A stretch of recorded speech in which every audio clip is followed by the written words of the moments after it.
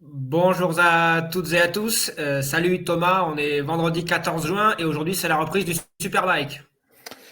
Et oui, quatrième rendez-vous de la saison. Après plusieurs semaines de trêve, bah voilà, le Superbike reprend ses droits sur le circuit de Misano. Toujours un rendez-vous un peu iconique, emblématique du calendrier. Donc voilà, je pense qu'il va y avoir de belles courses dans les quatre catégories, du coup, parce qu'on a ce week-end aussi le lancement officiel du championnat du monde de vitesse féminin. Donc voilà, ça risque d'être intéressant comme week-end.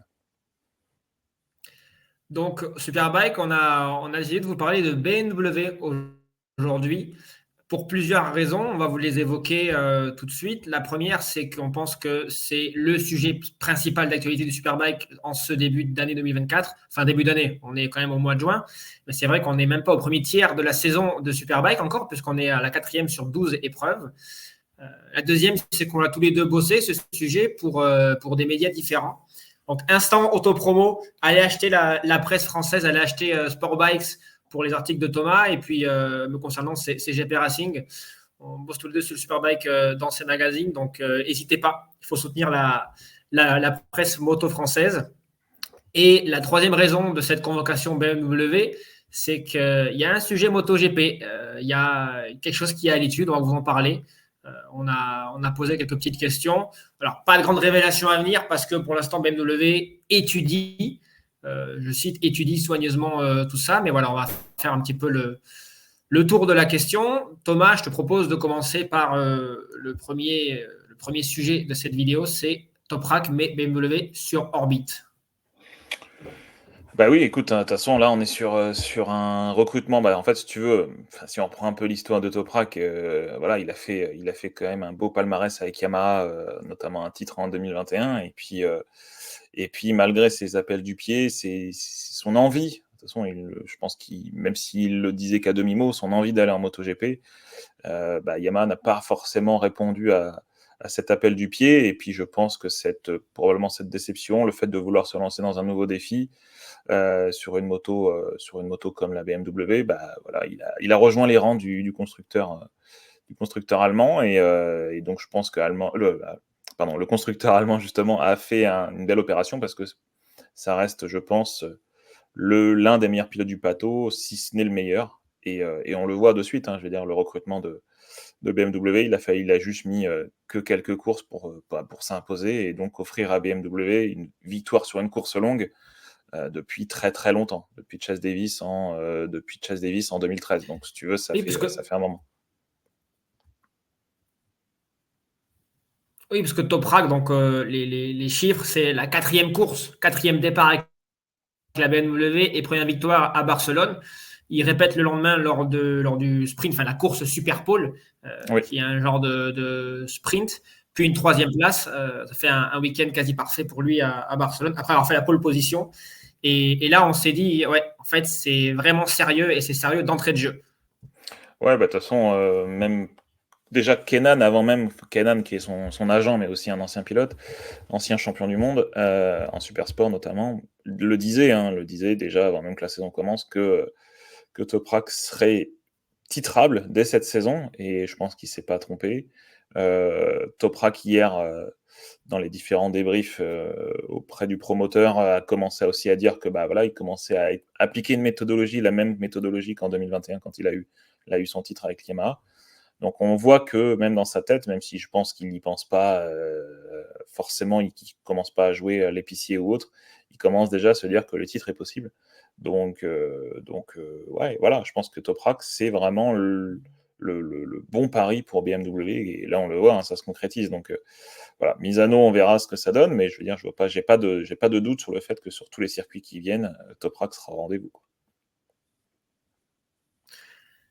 Oui, et puis voilà, Toprak, il a fait donc on est à trois courses maintenant. On a fait Philippe Island, Barcelone, Assen, trois circuits où il a été compétitif. Il a aussi été compétitif au niveau des chronos en test à Portimao. Il était Oui. compétitif en test à Misano. Alors, pour tout vous dire, la première séance d'essai libre de Superbike, elle est en cours là au moment où on parle. Elle est juste là sur ma télé. Je pense que tu l'as aussi sur la tienne. Donc, on verra ce Oui. que ça donne. Mais en tout cas, il a été rapide sur des tracés différents, aux caractéristiques différentes. Et on va direct, d'ailleurs, je vais mettre ça dès tout de suite, vous en parlez plus tard, mais non. Objectif titre, pardon, dès 2024, point d'interrogation. Pourquoi cette question? Parce que quand Toprak est arrivé chez BM, il laissait entendre que peut-être que ça allait mettre 1 an, 2 ans avant de se battre pour la couronne. Et puis là, Thomas, on prend les résultats et en fait, 3 épreuves et il est à 6 points d'Alvaro Bautista, il est deuxième du championnat du monde. Et hier, je crois que c'est la première fois, hier à Misano, il a laissé entendre que s'il pouvait prendre la couronne là dans quelques semaines, quelques mois, il n'allait pas se gêner. Ouais, oui, mais c'est ce qu'on dit là, c'est ce que je disais juste avant. C'est clairement ce qu'il a dit. Il veut faire comme en 2021, prendre course après course et donc essayer de gagner le maximum de courses ou en tout cas de finir sur le podium, marquer le maximum de points. Profiter aussi du fait que, il faut le rappeler, qu'Alvaro Bautista souffre. Alors, je ne sais pas si on peut dire souffrir, mais en tout cas un handicap cette année. C'est qu'il a du lest sur sa moto. Et du coup, sur sa moto, forcément, ça a mis du temps. On le voit sur les premières épreuves du calendrier, même s'il n'y a rien de ridicule dans ce qu'il a fait. On voit qu'il y a eu un petit moment d'adaptation. Il a été blessé aussi. Il se remettait d'une blessure survenue l'année dernière au cou. Donc, voilà, pas mal de choses qui fait que Toprak a aussi profité de cette petite déconvenue du début de saison de Bautista pour lui faire aussi son adaptation et engranger beaucoup de points pour justement se retrouver deuxième du championnat entre les deux Ducati, parce que Nicolo Bulega le talonne à 8 points, sauf erreur. Oui. Et qui est-ce que tu vois dans la lutte pour le titre, à part, donc là on a Bautista devant Toprak et Bulega troisième. Est-ce que tu penses que la Kawa d'Alex Lowes, qui a été le premier leader après Philippe Island, il a gagné 2 courses, Alex Lowes, puis il a eu du mal à confirmer derrière, plus de podium, un podium depuis Assen, mais voilà, plus de victoire. Est-ce que tu penses que la Yamaha, Andrea Locatelli, est-ce que tu penses que ces pilotes-là peuvent se mêler à la lutte, où on a là, après 3 épreuves, au quart de la saison, bientôt au tiers de la saison, les candidats au titre qui se sont révélés? Écoute, je pense qu'on a là un nouveau trio titanesque, comme le promoteur aime bien le dire. C'est que là, en l'absence parce que Jonathan Rea, pardon, lui galère davantage sur Yamaha. Donc c'est vrai qu'on n'a pas le trio qu'on avait jusqu'à présent entre Alvaro Bautista, Toprak et Johnny Rea. Mais du coup, là, on est sur une nouvelle hiérarchie. Peut-être que Nicolo Bulega va souffrir sur des circuits qu'il connaît un peu moins, parce que, mine de rien, depuis le début de la saison, c'est des circuits qu'il connaissait déjà. Donc, il va y avoir quelques circuits à découvrir, notamment Manicourt, notamment Estoril. Alors, je ne sais pas s'il y a roulé en CEV, mais en tout cas, toujours est-il que c'est des circuits qu'il va devoir apprendre sur des nouveaux pneus, une nouvelle moto. Enfin, voilà. Il y a Crémone aussi, même s'il a fait des tests dessus, il y a aussi une adaptation à faire. Donc je pense qu'on est sur un triplé de pilotes je pense que on est sur les 3 prétendants à la couronne. J'ai du mal à imaginer Alex Lowes à la régulière venir chercher le titre. Malheureusement, je pense que la ZX10 souffre encore un petit peu de ce manque de régularité, en tout cas de performance face aux 2 européennes que sont la Ducati et la BMW. Même si c'est un pilote extrêmement régulier, je pense qu'il va lui falloir un petit peu plus pour venir chercher les 3 leaders, mais en tout cas les 2 leaders, Bautista et Razgatlioglu. Un mot, puisqu'on parle de BMW, sur Michael van der Mark, qui est le coéquipier de Razgatlioglu, qui a vécu des saisons passées assez compliquées, notamment en raison de blessures. Et là, on a l'impression que cette arrivée de Toprak, en fait, elle le booste aussi. Et d'ailleurs, il le dit, que travailler avec lui, évidemment, c'est stimulant. Et Van der Mark, cette saison, on va prendre le classement, il est 7e, il a 58 points après 3 épreuves. Il a fait un top 5, pas encore de podium, mais c'est pas ridicule. Et en fait, on se réjouit de le revoir à ce niveau, parce que c'est jamais marrant de voir un pilote se blesser et être en difficulté. Et voilà, Van der Mark, il a beaucoup bossé. Et je ne sais pas ce que tu en penses, mais ça ferait je pense que ça va lui faire du bien le jour où il va remonter sur le podium. Et alors, Marc Bongers, avec qui on a pu échanger, a priori, il n'y a pas de plan, il n'y aura pas de changement de plan l'année prochaine. Le duo devrait rester soudé, Razgatlioglu, Van der Mark, même si Van der Mark n'a pas encore été confirmé.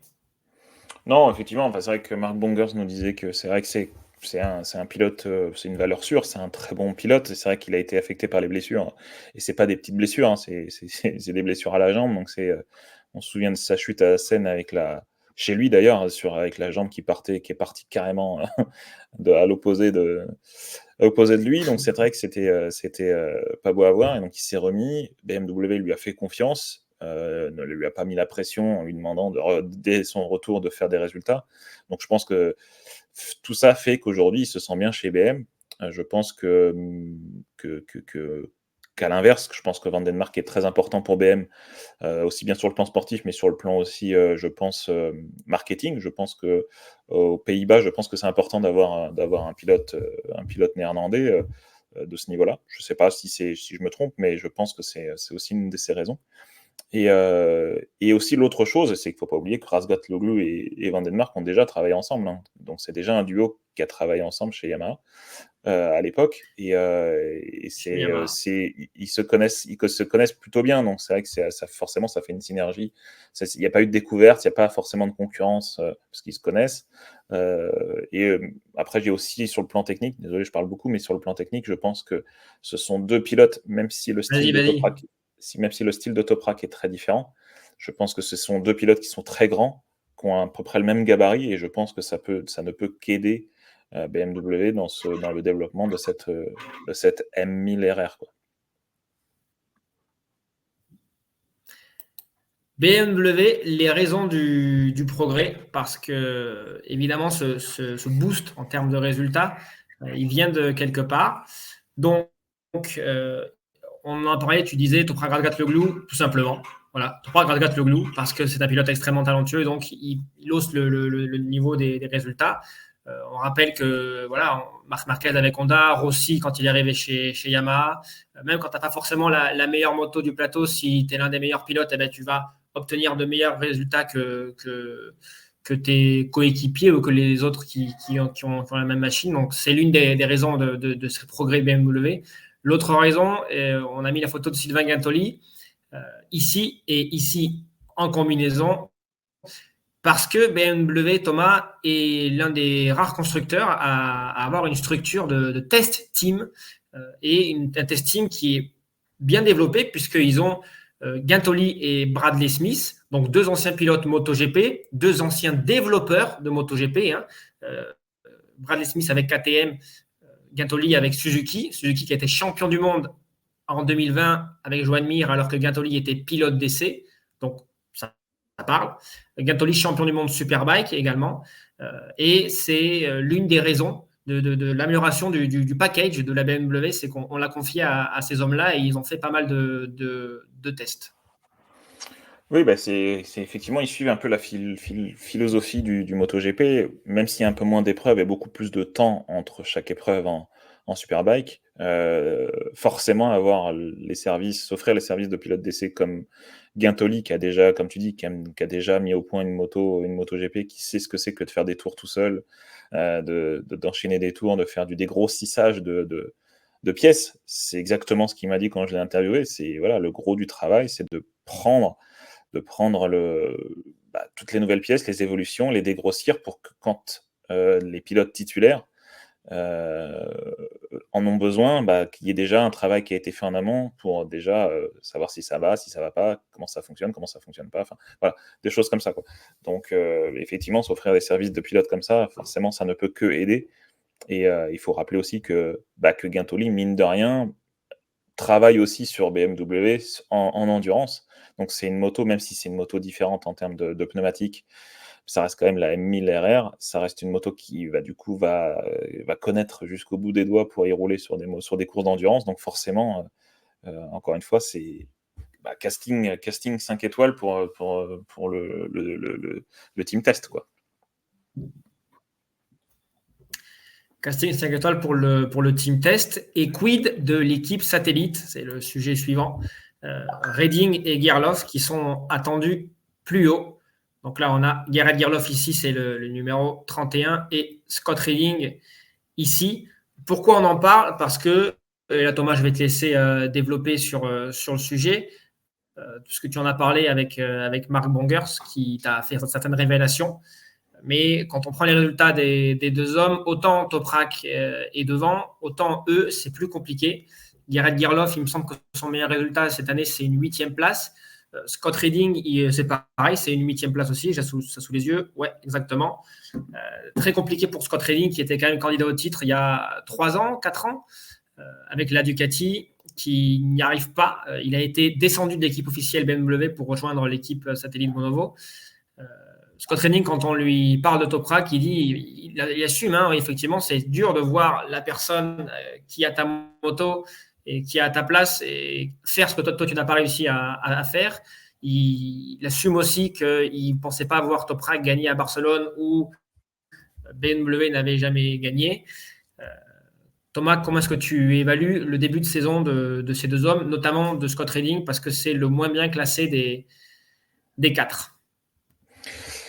Ah bah écoute, ouais, pour prendre un peu les propos de Mark Bonger, c'est sûr que c'est décevant ce début de saison. C'est depuis son passage chez BMW, il galère. C'est vrai que le moteur est différent déjà. Hein. Je veux dire, c'est un pilote Scott Redding qui était habitué à un V4 et forcément là, quand on passe chez BM, c'est différent. Donc il a eu cette période d'adaptation qui lui a coûté très cher et effectivement en termes de performance, il n'est pas là où on pourrait l'imaginer. Là, 18e au classement, je crois qu'il a, je ne sais plus combien de résultats blancs sur le nombre de. Je crois qu'il a marqué des points qu'à 3 reprises. Donc c'est vrai que c'est pas là où on devrait le voir aujourd'hui. Gareth Gerloff, lui, c'est différent dans le sens où il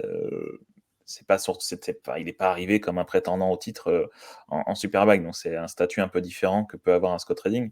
Mais Gareth Gerloff, lui, on aurait pu imaginer qu'il soit dans la dynamique qu'il avait entretenue en fin de saison dernière, où il se rapprochait de plus en plus des avant-postes. Là, ça galère un petit peu plus. C'est vrai qu'il est que 12e au classement, avec 29 points. C'est sûr que c'est loin par rapport à un Toprak.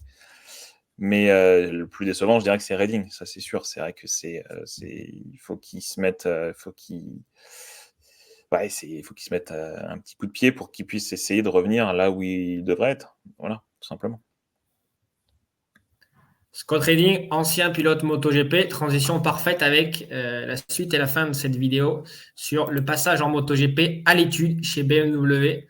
Alors, qui est ce monsieur Thomas, ce monsieur, c'est Marcus Flash et c'est de son fait qu'on parle de BMW en MotoGP. On va reprendre le fil de l'histoire. BMW, pendant longtemps, ils ont refusé de considérer un passage en MotoGP parce qu'ils estimaient que c'est des prototypes en MotoGP, c'est pas des motos de série qu'on va ensuite commercialiser. Donc eux n'y voyaient pas d'intérêt, ils voulaient être proches de leur clientèle et utiliser en compétition des motos qu'ils peuvent ensuite vendre à leurs clients, vendre dans les concessionnaires. Donc c'était l'une des raisons évoquées. Voilà, ils estimaient que l'investissement n'en valait pas la chandelle. À l'inverse, par exemple, d'une marque comme KTM, qui, elle, n'a pas vraiment de moto de piste, mais qui sont impliqués en MotoGP à fond, parce qu'ils estiment que voilà, le prestige de la catégorie, l'aspect vitrine de la catégorie va booster les ventes de KTM dans tous les secteurs. Sauf que ce monsieur, Marcus Flash, il est arrivé récemment à la tête de BMW Motorrad Motorsport. Je n'ai plus le nom, je retrouverai l'intitulé exact. Mais voilà, lui, dans une revue allemande qui s'appelle Motorrad, il révèle, c'était en février, il me semble, ou en mars, que un passage de BMW en MotoGP est étudié.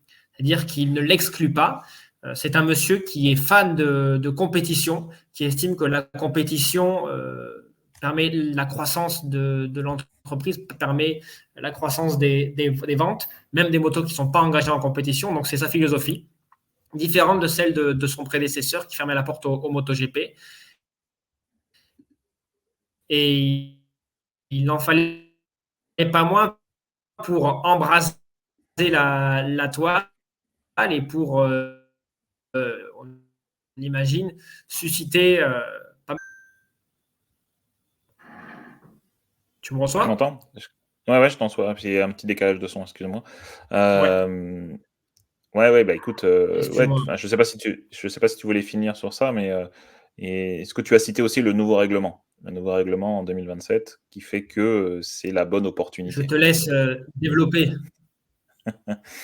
Écoute, en MotoGP, comme tout le monde le sait, le MotoGP va changer en 2027. Le développement des appendices aéros sera un petit peu limité. On repart sur une nouvelle cylindrée. Pas mal de choses qui changent, qui font que ça peut favoriser l'arrivée d'un nouveau constructeur en 2027, dont BMW. Effectivement, en repartant d'une page blanche, le MotoGP permettrait à un constructeur qui n'avait pas du tout le bagage MotoGP jusqu'à aujourd'hui euh, d'arriver avec une nouvelle moto, on va dire au même niveau que les autres, forcément avec un peu moins d'expérience, mais au même niveau que les autres. Et donc forcément, bah oui, Marc Bongers, pareil, me disait la même chose. C'est vrai que c'est à l'étude. Forcément, quand tu es un constructeur tel que BMW, mais ça pourrait être un autre constructeur, hein, forcément, tu te poses la question de te dire est-ce que c'est pas la bonne porte d'entrée aujourd'hui, de se dire allez, on y va, et puis on tente l'aventure en 2027. Donc oui, forcément, c'est à l'étude, ils regardent ce qui se fait, ce qui se font, ce que les autres constructeurs font, les nouveautés au règlement, est-ce que le développement des moteurs sera aussi gelé en 2020, je ne sais même pas si c'est un intérêt pour eux, mais aussi tout ce qui se fait en fait jusqu'à 2027. Mais voilà. Et donc forcément, même Sylvain Guintoli me disait, sans parler de BMW, mais peu importe le constructeur, si aujourd'hui ils veulent aller en MotoGP, c'est maintenant qu'il faut le faire. C'est maintenant qu'il faut montrer son engagement, qu'il faut commencer à développer une moto. Là, on est en 2024, donc, mais lancer le développement d'une moto l'année prochaine, ça aurait du sens pour arriver en 2027. Quoi. Puis l'arrivée de Liberty Media, qui pourrait, donc au manette du MotoGP, qui pourrait aussi permettre croissance de la médiatisation du sport. Évidemment, ça doit aussi intéresser des marques comme BMW. Et alors, on va revenir sur Dorna. Dorna, quand Suzuki a quitté le MotoGP, Suzuki a laissé 2 places libres et Dorna n'a pas voulu attribuer ces places à une troisième équipe, KTM. Parce que KTM se demandait comment faire rentrer Pedro Acosta en MotoGP sans devoir faire. Voilà. Bon, pour diverses raisons, il cherchait une autre solution que le mettre dans l'équipe Gaz Tech 3. L'une des pistes étudiées, c'était l'ouverture d'une nouvelle équipe en MotoGP. Et il y avait 2 places libres, puisque c'était les places cédées par Suzuki. Et la Dorna a dit non, ces places sont réservées à un nouveau constructeur le jour où il sera intéressé. Ça peut être Kawasaki, ça peut être BMW. Sauf qu'à ce moment-là, on se disait, mais pas de constructeur intéressé, c'est quand même dommage. Il y a 2 places libres, il y a 2 slots disponibles et on voulait refuser parce que vous attendez quelqu'un qui n'est pas là, qui ne toque pas à la porte. Et puis finalement, quelques mois plus tard, quelqu'un toque à la porte. Donc, et la Dorna, évidemment, on les imagine enthousiastes, en tout cas quand ils voient un petit peu ce qui se passe chez BMW. Ah bah forcément, forcément. Et puis surtout, on voit qu'aujourd'hui, l'investissement de BMW en Superbike, c'est aussi des signaux qui montrent que derrière, il y a une volonté de réussir dans ce qu'ils entreprennent. Donc, c'est un peu comme KTM quand ils arrivent dans une nouvelle discipline. On sait qu'ils n'y arrivent pas pour faire de la figuration. Donc là, aujourd'hui, depuis 2019 que BMW a fait son retour officiel en Superbike, et donc il y a eu le Covid aussi qui a aussi un peu limité cette progression, on peut le dire, les années un peu compliquées. Forcément, là, on voit que BMW a les moyens financiers, a la force de frappe d'une usine de haut niveau pour pouvoir arriver en MotoGP avec un niveau loin d'être ridicule, ça c'est clair. On va terminer en vous demandant de vous mouiller dans les commentaires. BMW sera-t-il en MotoGP en 2027, oui ou non? Donnez-nous notre avis. Et Thomas, je vais te demander le tien et je vais citer une phrase qui m'a marqué venant de toi cet hiver. Est-ce que tu me permets de la dévoiler? Bah, je sais pas ce que c'est, mais vas-y. Quand tu m'as dit au sujet de tout ce projet BMW voilà, tout l'investissement qui mettait dans le projet Superbike, tu te souviens, tu m'as dit, mais c'est trop gros pour se limiter au Superbike, il y a autre chose derrière. Et à ce moment-là, on n'avait pas encore entendu parler de MotoGP. Mais tu avais Oui, une effectivement. intuition qui s'est révélée. Bah oui, effectivement, je pense que le budget qu'ils mettent en Superbike, je connais pas les chiffres, hein, et je parle juste en tant qu'observateur averti. Je pense que c'est effectivement, je pense que le budget qu'ils mettent en Superbike, ça leur permettrait de faire une moto et d'arriver en MotoGP avec un bon niveau. Donc oui, j'ai du mal à croire que cette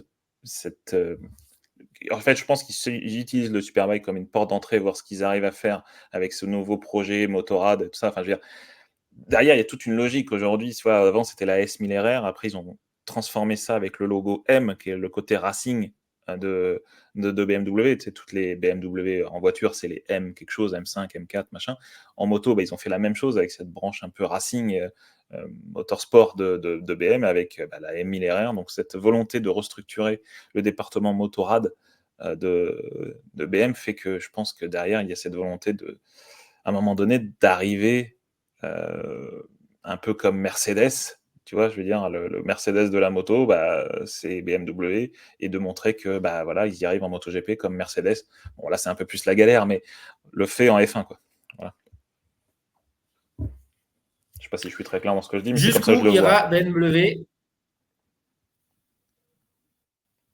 Eh bien, merci. Merci pour cette. Je ne sais même pas combien de minutes on est, mais voilà. Merci pour cet éclairage. Donc, jusqu'où ira BMW? On va suivre avec attention déjà ce qui va se passer ce week-end à Misano, dans les prochaines semaines, dans les prochains mois. Thomas, on se retrouve très vite. Et puis d'ici là, on va se mettre la tête dans les essais, puisque ça y est, on est en plein week-end de compétition, le retour du Superbike, et ça va être passionnant. Exactement. Donc, à suivre ce week-end, effectivement. Ça va être cool. Merci à tous. Salut.